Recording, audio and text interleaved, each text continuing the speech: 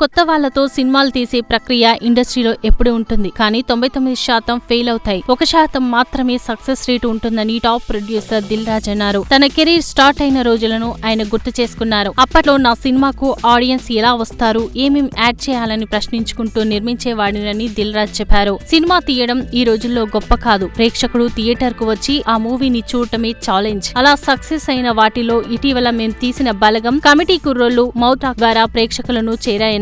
ప్రేక్షకులను అసలు చెడగొట్టింది మేమే, మీరు ఇంట్లో కూర్చోండి, 4 వారాల్లో ఓటీటీకి తెస్తామని థియేటర్ కు రాకుండా చేసుకున్నాం. మంచి సినిమా, అది చిన్న మూవీ అయితే ఇండస్ట్రీలోని ప్రతి ఒక్కరూ సహకారం అందించాలని దిల్ రాజు కోరారు. దీంతో దిల్ రాజు వ్యాఖ్యలపై ఇండస్ట్రీతో పాటు నెట్టింట చర్చ జరుగుతోంది. థియేట్రికల్ రన్ బాగున్న సినిమాలు చాలా ముందుగానే స్ట్రీమింగ్ కు వచ్చాయి. సినిమా విడుదలకు ముందే ఓటీటీ సంస్థలతో చిత్ర బృందాలు చేసుకున్న ఒప్పందాల వల్లనే వచ్చాయని నెట్టింట కామెంట్స్ వినిపిస్తున్నాయి. దానికి తోడు ఇప్పుడు దిల్ రాజు కామెంట్స్ కూడా వైరల్ అయ్యాయి.